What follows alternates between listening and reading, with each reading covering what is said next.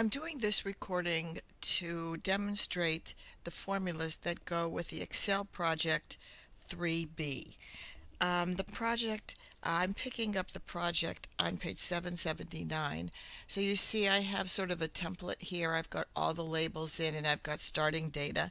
And so you see on line 6 in column A, the label that says percent increased.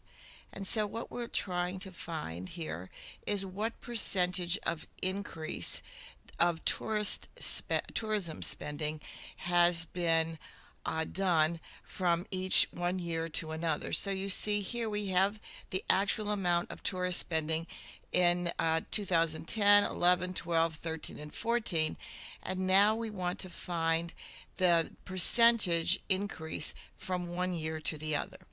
So we're going to start with a formula in here in 6C. And so if we want to find the percentage of increase, before we can know the percentage of increase, we have to calculate the actual increase. And so as you know, when you want to enter a formula in Excel, you indicate that a formula is coming by beginning the data with an equal sign. And so to find the actual increase, we take the amount that was spent in 2011 and we subtract from it the amount that was spent in 2010. And so I'm clicking on the cells that I want to use. So once I do this, if I just press enter here, you see I have the actual amount of increase from 2010 to 2011. So what they're actually asking for then is the amount of increase. And so what you do then is and notice that I can now by clicking in the cell again, I can actually edit this formula up here in the formula bar. And what I need to do is divide by the beginning amount. So I want to divide that by B5. And now I should get a percentage. So when I click enter, oh dear, that didn't work. So now we need to figure out why didn't that work. The answer that I got is, first of all, not a percent at all. And secondly, it's just $1 less than the amount of 2011. I did this on purpose actually because I want to point out to you that when you enter a formula in Excel, it does the calculations following the prescribed arithmetic order of operations. And if you recall, the order of operations say do multiplication and division first.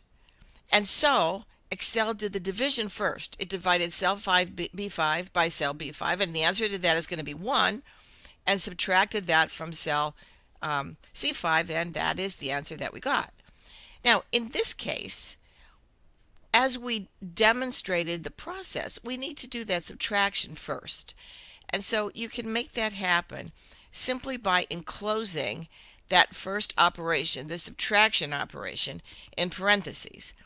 And just like you would do in arithmetic calculations, Excel will do the calculations inside of parentheses first. So now it will do the subtraction first and get the answer that we saw in cell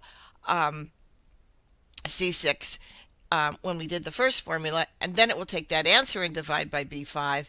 And so now when we press enter, you see we have another strange answer. We actually have an answer in dollar signs. So it's $0 because the answer comes out to be a percentage. So really, and the reason that it came out as dollars is because the numbers that we used in the formula and in the calculations were dollars. And so Excel makes the assumption that we want the answers in dollars as well. That's not the case. Of course, we want the answers to be as percents. So if we just up here in the number area of the Home tab, if we just click the percent sign, you see that we do indeed get 21%. So let's do this again in column D. And this time we know what to do. So we're going to start with parentheses. we take D5 and we subtract from it B5 or C5. We finish that operation, and then we divide by C5, and when we press enter, we still get dollar signs. So we're going to want all of these values to be percents. So let's just reformat all of those to percents. And so now we have 29%. And of course, we don't really have to do this every time. We could just grab that fill handle and fill in the next two cells. And now because we formatted them, we do indeed have everything as percentages. And so if you now look at what you see in the textbook on the top of page 780, you see that we have exactly the same percentages as the book has.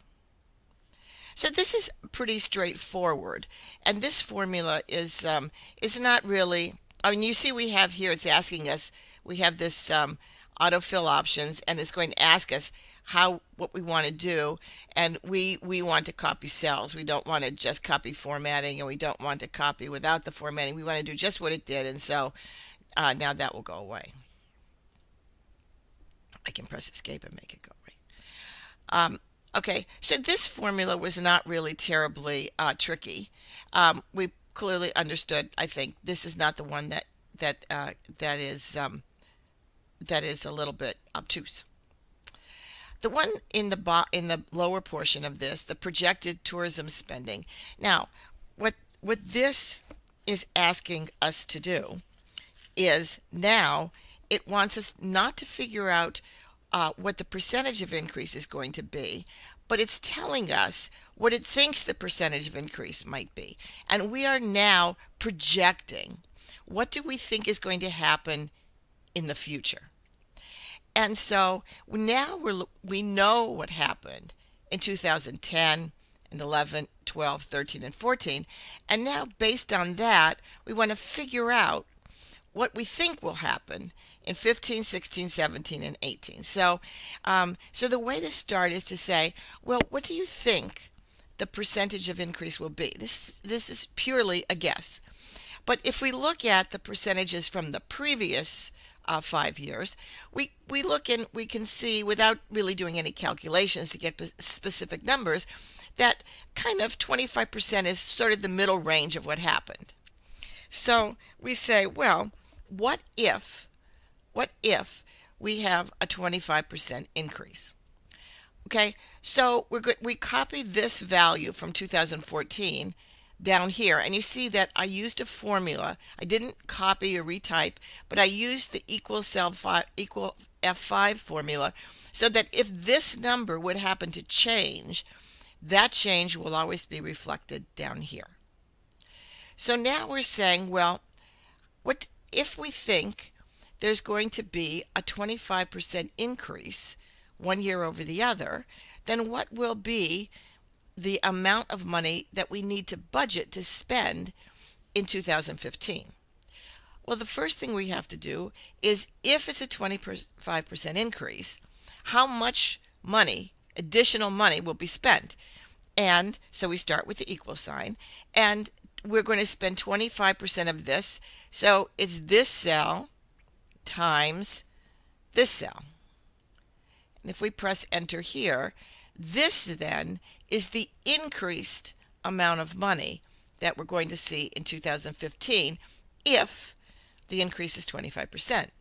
Now, we don't want to know just the increase, but we want to know what's going to be spent in 2015.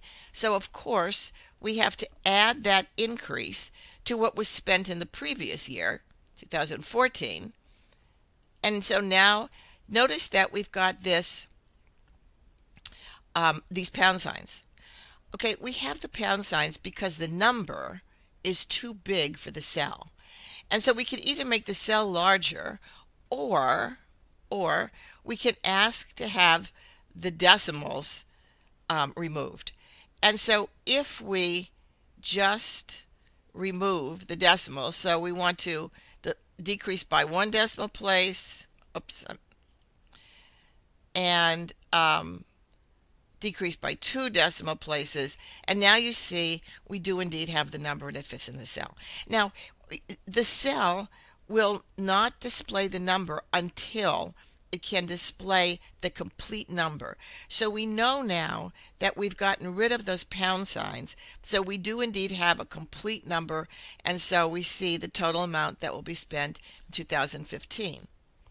Now notice that this time we didn't add any, we didn't have to put in any parentheses. And the reason for that is because the order of operation says do multiplication and division first.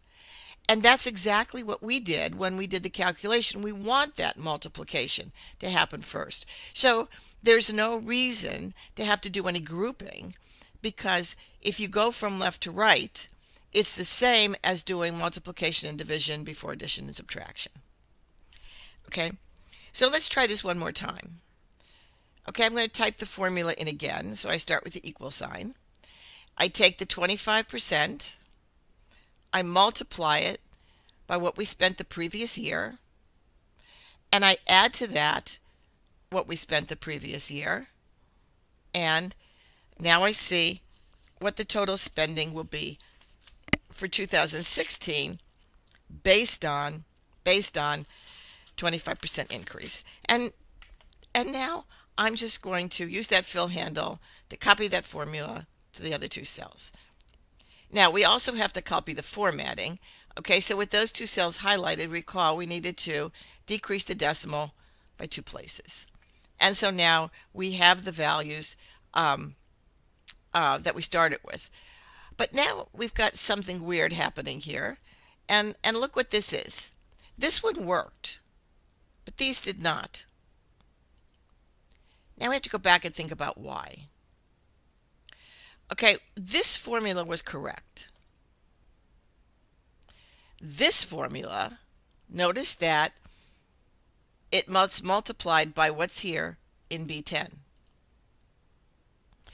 But look at this formula. It's multiplied by what's in C10. And this formula is multiplied by what's in D10. Okay, this brings to mind another thing that we have to consider this time when we copy formulas. Okay, by default, when you copy formulas, it copies the formula by reference.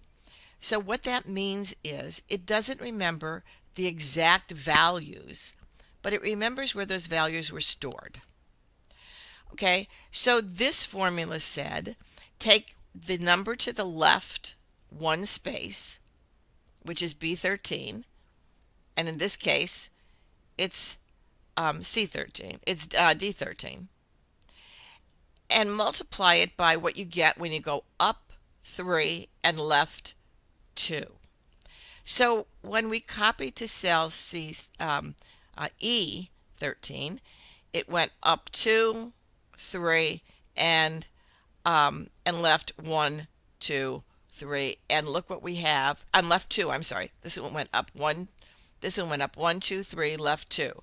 This one went up 1, 2, 3, left 2, and lo and behold, it ends up here in C10, which is the cell in the formula, and here up 1, 2, 3, left 2, it's D10, and those cells have zeros in them. Okay, so what we have to do then is to say to Excel, keep B10 exactly as it should be. And so we need to make that cell not but relative but absolute. And so we can make it absolute by putting dollar signs around it. And you can either type them in, or you can use F4, which puts the dollar signs in. And now when we copy this, and we have to format again, take the decimals down, you see we do indeed get different numbers, and we do indeed get the value that the book has on page 7 83. And now if we look at these formulas, you see in every formula, B10 stays the same and doesn't change. Okay, so the formula that I used is not the same formula that the book tells you to use. Excuse me. If you look in the book on page 781 in A, the formula in the book is, I'm going to go over here and put the formula in the book here. It's B13 times, in parentheses, 100% plus B10. Excuse me. Now my formula,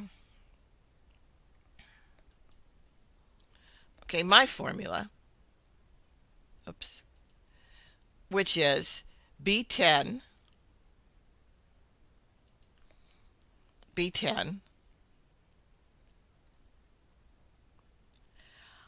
times B13 plus B13 doesn't really look anything like that. Okay, but I'm going to show you that my formula is the same as this formula. So I want to look at this algebraically. I just want to make it clear that this, and I could put parentheses in it, it won't change what happens, is a two-term formula. See, it didn't change what happened. And you see that it and terms, if you remember, are separated by plus and minus signs. So in this first term, there's a B13. And in this second term, there's a B13. And so I can do, if you remember, let me make this bigger here so that you can see the whole formula.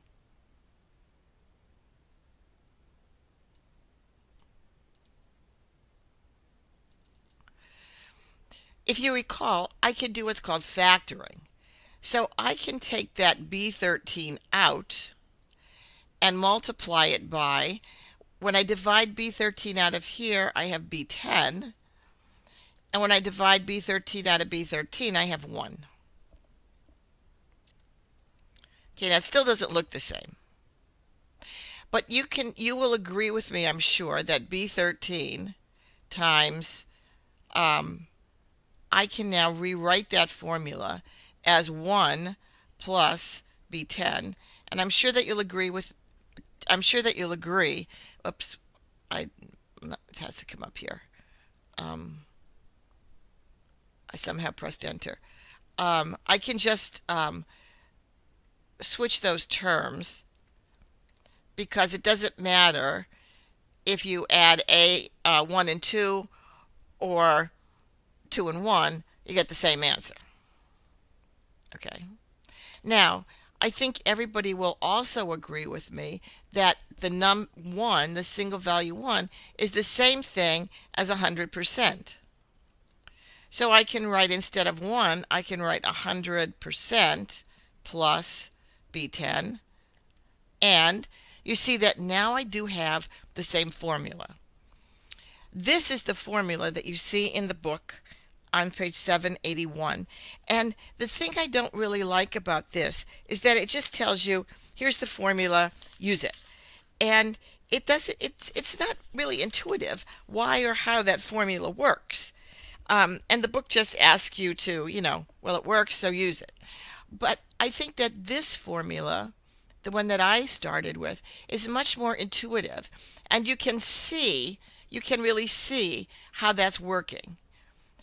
But then when I do the arithmetic manipulations, you can see that it's the same as this one. Now, and obviously you get the same answers. You can check them in the book on page 783. But here's the thing. When you're doing the MyIT Lab skill-based exam for this project 3B, I don't think that it will accept my formula. I think that you have to use the formula that you see on page 783, not on page 781. But but when you're doing the actual calculations, you can see that they will both give you the same answers. Okay, and I'll just finish this up. Remember, the book asks you to, in cell A15, to type estimated growth,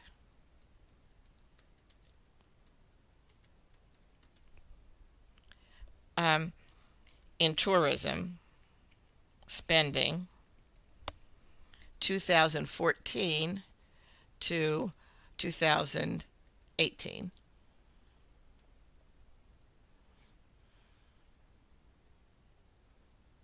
I put the wrong 2014 to 2018.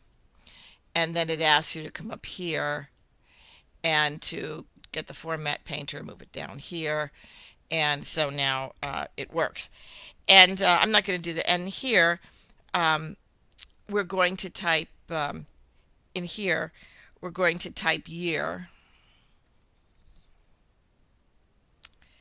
Um, I'm sorry, we're going to type the under year, and then we're going to type a 25% growth rate. Oopsie.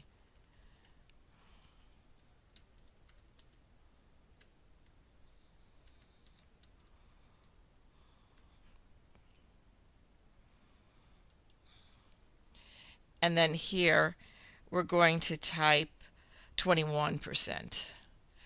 I'm just going to copy this down with the fill handle. And then I'm going to go up here and change the 5 to a 1, and then I won't make so many errors. Okay, so now what we want to do is we want to copy these values down there. Okay, so I'm going to copy, and now down here what I have to do is I have to do paste, but I need to do paste special, because if I copy this just normally down, it will copy the formulas, and it will copy the formulas as reference, and I won't get the answers. I can just do that here, and you can see that if I do Control V, you see I don't get the right answers. So what I have to do here is to do paste special, and I want to copy just values and number formats. And so now I get the right formatting, but I get the answers and I don't get the formulas. Okay, so now you see I have, and I press escape to get rid of the running around dots. Now you see the next one says, well, what if the growth rate is 21%? So all I have to do is click up here, change the 5 to a 1. Now watch when I press enter, you'll see all the numbers change. And again, I'm going to copy these, and I'm going to come down here, and I'm going to do paste special, and I want just values and number formats. And now I can look at the change in spending based on any growth rate that I want to see. You know, I might want to look at another one that's maybe 28% to see, 25 might be a middle grade, and then 21 would be low, and 28 would be high, so that I have some idea of what I think the minimum and maximum, and then what I think the real one would be. And the book does this for you, and I believe they do it for three values. I guess they just do it for 2. But I wanted to go over these formulas though, because I don't think that they're really intuitive, but they're not also difficult to understand when you look at them in a different way. Okay, so I hope this has been helpful to you. If you have any questions, well, as I said, just send me some email, and I'll be happy to see if I can explain this better. I hope that this has helped your understanding of Project 3B. Thank you very much.